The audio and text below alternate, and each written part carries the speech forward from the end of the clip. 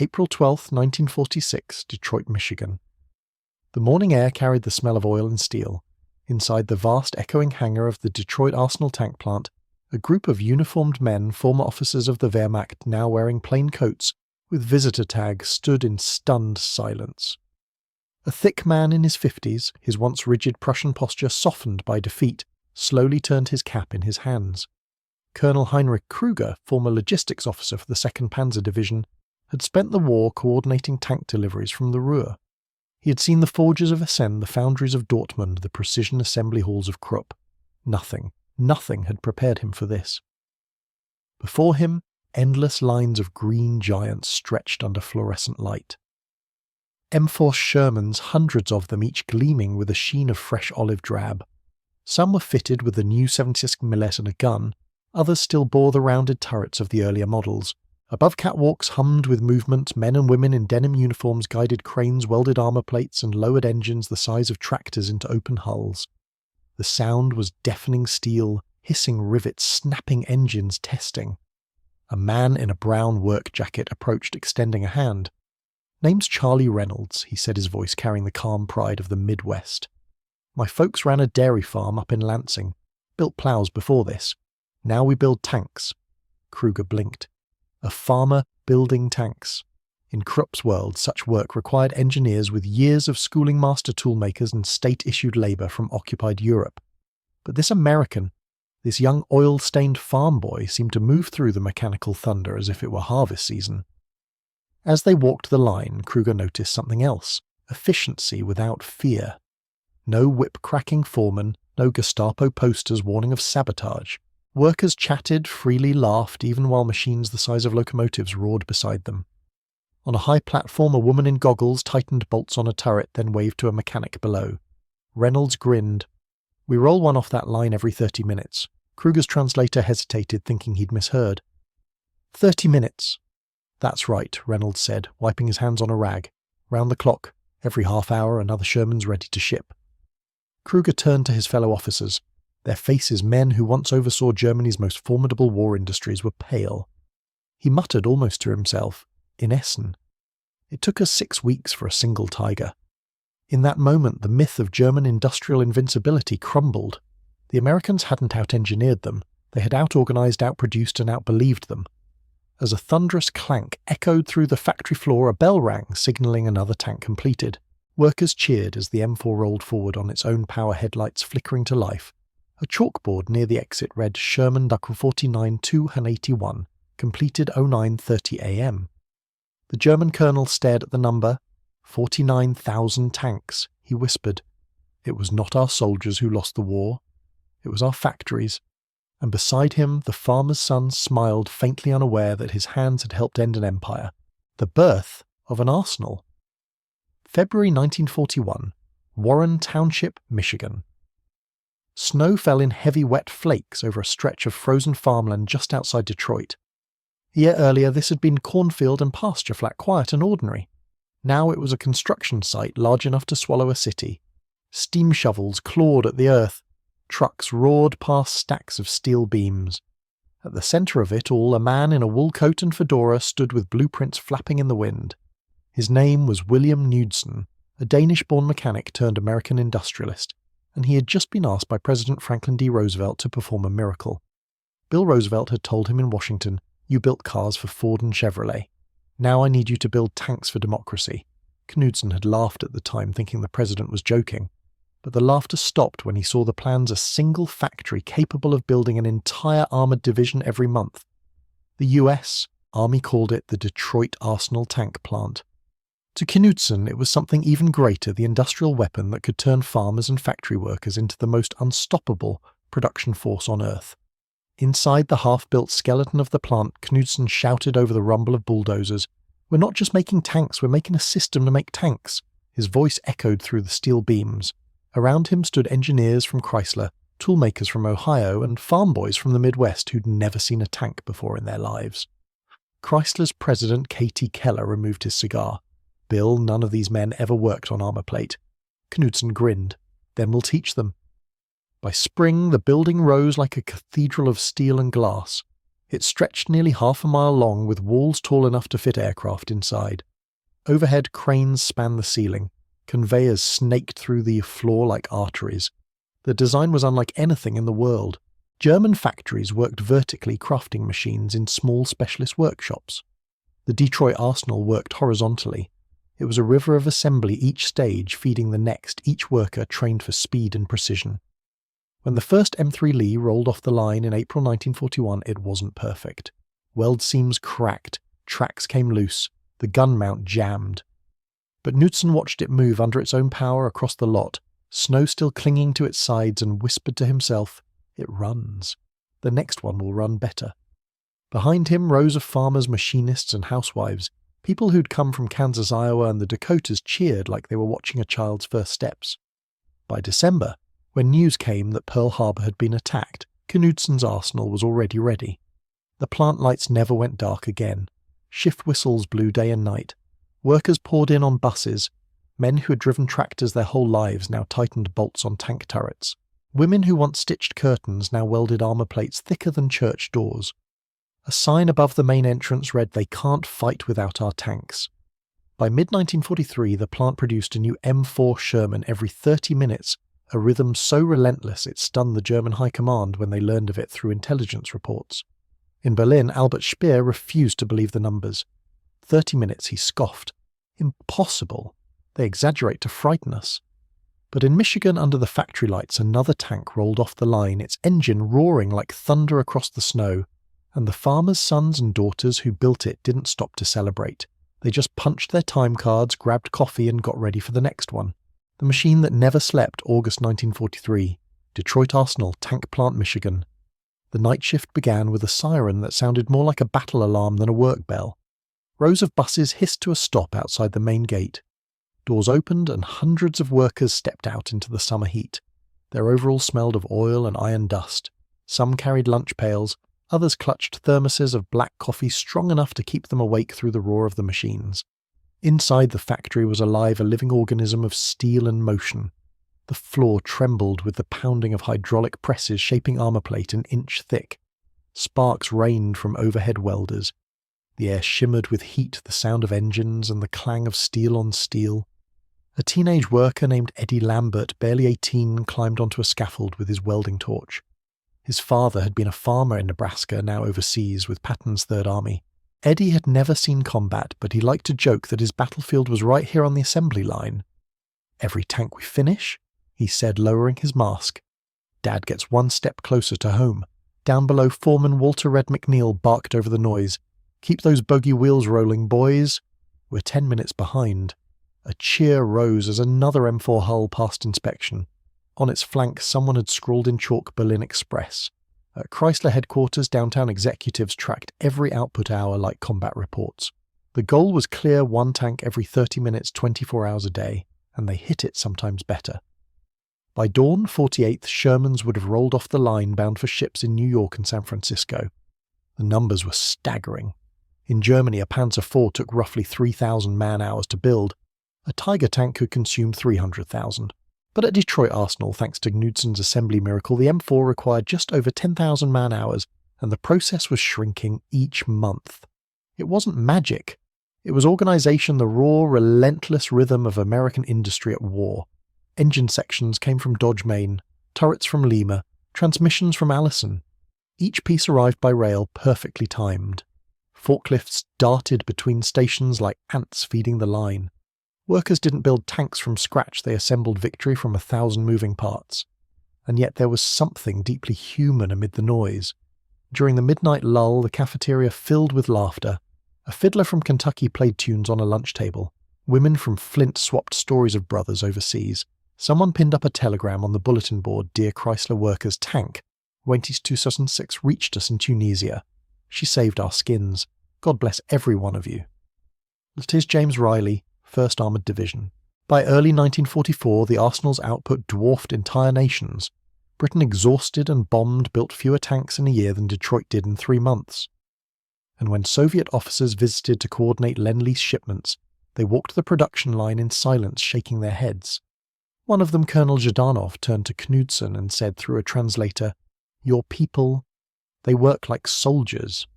Knudsen smiled faintly. "They are soldiers. They just fight with wrenches. The M4 Sherman wasn't perfect. Its armor could be pierced by a Panther's gun. Its engine could ignite if struck wrong. But it could be built, repaired, and replaced faster than any machine the Reich could dream of.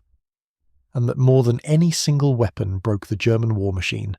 Because in the heart of America, far from the battlefields, a farmer's son welded the steel that would end an empire." Outside dawn crept over the smokestacks, turning the haze gold. Another tank rolled off the line engines, rumbling like thunder. The bell rang, another half-hour gone, another Sherman born. The moment of realization, May 1945. Essen, Germany. The city that once forged the backbone of Hitler's war machine now lay silent. Smoke drifted over the ruins of the Krupp steelworks, its furnaces cold, its machines gutted by Allied bombs. Inside one of the shattered foundries, Colonel Heinrich Krüger stood among the wreckage, a clipboard trembling in his hand. Before the war, he had watched these halls roar with fire. Sparks had filled the air as massive presses pounded steel into the armoured hearts of the Panzer IV and Tiger. The air had smelled of oil and ambition. Now it smelled of dust, burned paper, and defeat. An American officer walked beside him, Major Robert Halsey, U.S. Army Ordnance Corps. His uniform was dusty, his sidearm holstered loosely, but his eyes held the easy confidence of a man who knew his side had outlasted the impossible. Colonel Halsey said evenly, "We're headed to Detroit next week. The brass wants a few of you German fellows to see how we did it." Krüger frowned. "See what the Arsenal," Halsey said. "The factory that built your nightmares." 1 month later, Detroit, Michigan. The moment Krüger stepped inside the Detroit Arsenal, the sound hit him like artillery. Steel clashed, engines thundered, and the ground itself seemed to vibrate. Yet it was not chaos. It was rhythm, precision, motion without waste. On a raised platform, a Chrysler foreman pointed to the line below. Tank shells every 8 minutes, hulls every 20, turrets every 30, all synchronized. Krüger's pencil stopped mid-note. He looked around him, rows of young men and women most barely out of school moving in perfect concert. He saw a girl no older than his daughter guiding a welding torch across a turret seam with steady hands. He saw a mechanic replacing a drive sprocket in less time than it took a German engineer to fetch his tools. "Where are your inspectors?" Krüger asked quietly through his interpreter. The foreman chuckled. "Every worker's his own inspector. We train them right." That idea stunned him more than the machinery. In the Reich, authority flowed downward, orders, punishments, supervision. Here responsibility flowed outward. Each worker seemed to carry the weight of the whole war effort on their back and wanted to. They passed a bulletin board plastered with letters from soldiers at the front. One caught Krüger's eye, its edges smudged by greasy fingerprints. "To the folks at the Arsenal tank, Justra 3 von Tusen made it to Normandy. She took 3 hits and still kept going. You built her right, thank you." Sergeant Paul Jenkins, 2nd Armoured. Krüger stood there for a long time. He thought of the endless shortages, the slave labour camps, the fear-driven quotas back home. Krupp had built tanks that were beautiful in design, but too few to matter. Detroit had built machines that were ugly, simple, and unstoppable. He whispered to his companion, "We thought the Americans were soft, that they lacked discipline. But this," he gestured to the living machine of industry before him, "this is discipline of the spirit." Nearby, a foreman guided a completed Sherman down the ramp. It rumbled forward under its own power treads, grinding against the floor. The bell rang. Another tank ready. Krüger watched it disappear through the wide factory doors, sunlight flashing off its turret. For the first time he understood why Germany had lost not on the battlefield, but here in this cathedral of steel and democracy. As the tour ended, Major Halsey clapped him on the shoulder. "Colonel, you ever hear the name William Knudsen?" Krüger shook his head. "He was born a poor kid in Denmark, came here with nothing, built this place for us. We call him the man who armed America." Krüger nodded slowly. "A farmer's son," he murmured, remembering the young worker he'd seen earlier, sleeves rolled up, wiping sweat from his brow. Halsey smiled. "A farmer's son who built tanks faster than Krupp." The 2 men stood in silence as another siren wailed and the floor roared to life again. The factory that won the war, October 1945, Detroit, Michigan. The war was over, but the arsenal still pulsed with life. Where once tanks had thundered off the line to North Africa, Sicily, Normandy, and the Ardennes, now came the last of the contracts machines destined not for battle, but for peace parades, museums, and memorials. Yet the rhythm, the pride remained the same. On the main floor, the giant assembly lines were quiet for the first time in 4 years. Welders leaned on their torches, mechanics wiped oil from their hands, and at the far end of the hall, William Knudsen, older now, stood with a clipboard under his arm, watching a final Sherman roll past. It bore a white stencil across the side, Sjefke A3, built by free men. A small crowd gathered, executives, foremen, a few foreign observers. Among them was Colonel Heinrich Kruger, invited once more to see the Arsenal's final act. He stood slightly apart, hat in hand, the weight of defeat replaced by something like respect. Knudsen approached him with a handshake. "You came a long way from Essen, Colonel." Kruger nodded. "Longer than you think." He looked around the cavernous hall, sunlight slicing through dust-filled air, glinting off rows of riveted hulls and idle cranes. "When I saw this place first, I did not understand it. I do now." Knudsen smiled faintly. "It wasn't the machines that beat you," no, Kruger said. "It was the men who believed they could build anything. The Detroit Arsenal had produced over 22,000 tanks by the end of the war, more than Germany's entire armoured output combined in its final years. But the numbers told only part of the story. The real miracle was how it was done.